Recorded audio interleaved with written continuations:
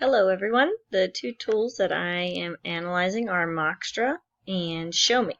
So the first one we're going to take a look at is Moxtra, which is a free tool that you can access by going to moxtra.com, or you can download the app and it is free, which is also a bonus.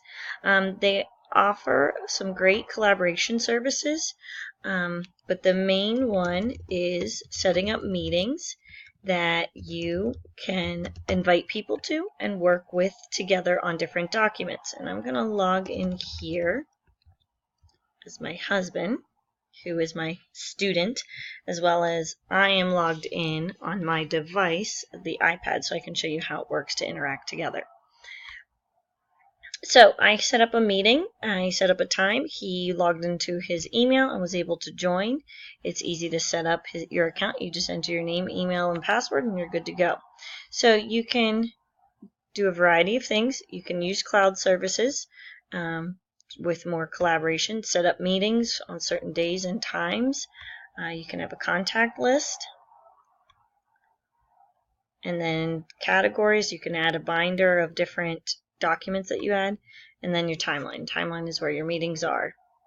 So for this meeting, you can see you can chat with the others, you can add files, or you can have a to-do list. And you can also invite people by their username or their email address. So you can upload files. If you want to upload files, it has to be on your desktop or from a Dropbox. You can also do a whiteboard, but I found it was easy to upload straight from my desktop. So we have different files here, and I will show you what it looks like to collaborate together on one document. So let me zoom in. You have a variety of tools you can use to write on, but for example, I will highlight. If I want students to work on a certain number, I might tell my group one who has to do A and B, and then I can choose another color, have a group, do 2, different group, do 3, and so on. But exactly what I do shows up on their document. I don't know if you can see that highlighting very well, but whatever they do will also show up. So if you're not sure what they're doing from home, you can easily see they might do. I'm going to try and do this on mine.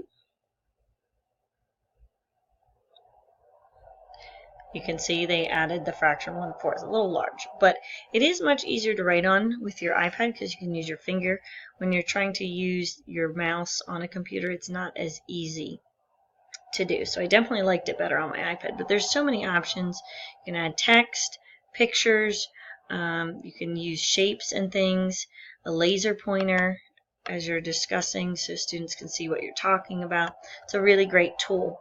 So I found it very useful and a great way for synchronous learning. If you have scheduled times for students to log on, you can do breakout sessions with different meetings that they can collaborate with their own groups that you assign in a variety of ways.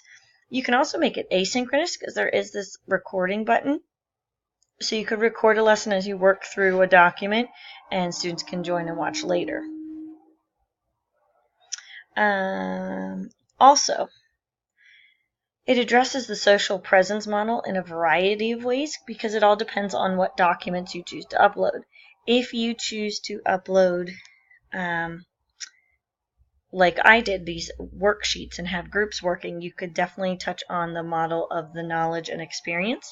You compare students who have experience and understand the content with those who might still be struggling, and they can work together through the problems. It's definitely addressing the interaction intensity, causing the students to interact with one another and collaborate to get the job done. Has some instructor involvement, especially depending on how you use it, if you record your own lessons or if you have students working together. And it could touch on the community cohesion depending on how you use it and the interactions, whether you're using the chat or not. With Rice's text and the collaboration, again, it depends on how you use it. You can upload documents that allow them to reflect, such as a Google Doc. You can have maps, web maps, and things for brainstorming. Students can brainstorm a variety of ideas together and come up with an even better idea. Can address problem solving, product development, and demonstrate mastery, all depending on what you do. If you have students create their own meetings and record them and upload to teach a lesson, there is their demonstrating mastery, or their problem solving and product development, depending on the documents and the information you have them do with their meetings, it can show these areas.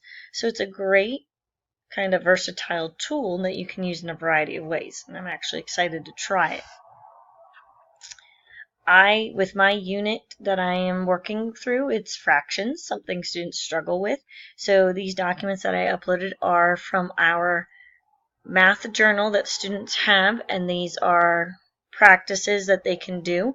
So this would be a great tool that I would have them do in the breakout groups. I would have them have separate meetings to work through, and then we can combine and show each other. And I would use it as well as having them teach lessons. I could have them upload their own documents and things. But it would be a great way as a class to work together through it and have students add their input. For the ShowMe, I definitely found this one much easier to use on my iPad. When I tried to download it with the App Store, the Google Store, and the Chrome Web Store, I could not. My Chromebook wouldn't allow, or my computer wouldn't allow me because of school restrictions. So I was able to download it on my iPad, and it is free. However, if you look at the pricing, it's free to an extent depending on what you want. You are limited with the amount of uploads and drafts and storage, but you don't have access to some of these other really neat ideas of student accounts and courses and study groups, which would be great to see, especially Google Classroom. That's something I use a lot. So depending on how you would use it, it may be beneficial to consider the monthly premium or the school premium, but you'd have to look into that if you could get other teachers to join in with you. So with that, I will show you how it works on my iPad. With the ShowMe, it's basically a whiteboard that it can be used in different interactive ways and has some similar features. But you start with a plain whiteboard, and you can, let me adjust this here,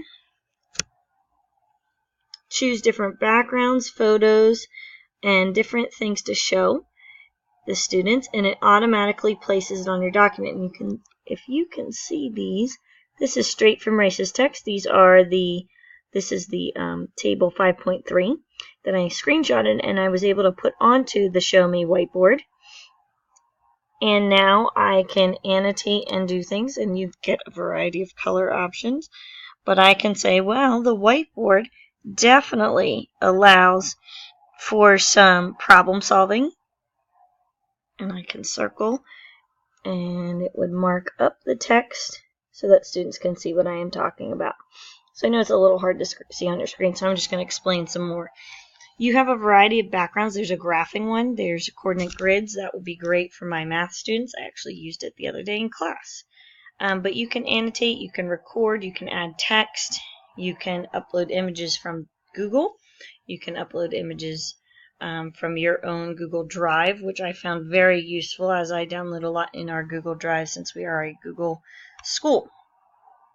So this would be useful, but mostly in an asynchronous way. You can record lessons using the whiteboard and what you do, and then you could upload them for students. However, there would be a way around it to do it synchronously if you use a program like Zoom and those other tools that we used last week. And you could share your desktop, and if you had the ShowMe on your desktop, you could easily use that interactive whiteboard, which would be great to use if you have that ability to download it onto your computer. With our social presence model, I didn't find it touching in as many areas. It definitely would be instructor involvement because you are doing most of the recording. It's not involving the students much in any way unless you are able to use it with another tool. It can be interaction intensity. Again, if you are able to share your screen while teaching an online course and students can talk as you are marking on that, they can't mark on it, unfortunately, though I have not found a way that others can collaborate on that same screen. So for collaboration from Rice's text, it definitely touches on problem solving and the brainstorming, because students can work through it. They can talk to you as you are doing that, or you can problem solve for them and brainstorm ideas. But it is very limited in their efforts. It's mostly whoever is in control of the whiteboard is really the only one who can make marks. You would just have to do some audio recording to hear what others' input is. So also a very interesting tool, but I definitely was highly interested in the Moxtra and didn't imagine all the different things it could do. But ShowMe I could still use with my lesson, as I could again download documents and write on the whiteboard, or I could use the whiteboard feature a little more easily than the one on my Zoom tool I was using last week. I found this one a little easier to use, and I could quickly add things and clear things off while teaching a lesson. So I could, again, use this to practice learning. After giving my lesson, students would be able to practice fractions. I could show them examples on here. They could talk me through the steps and I could write it. But very good tool otherwise that I would recommend.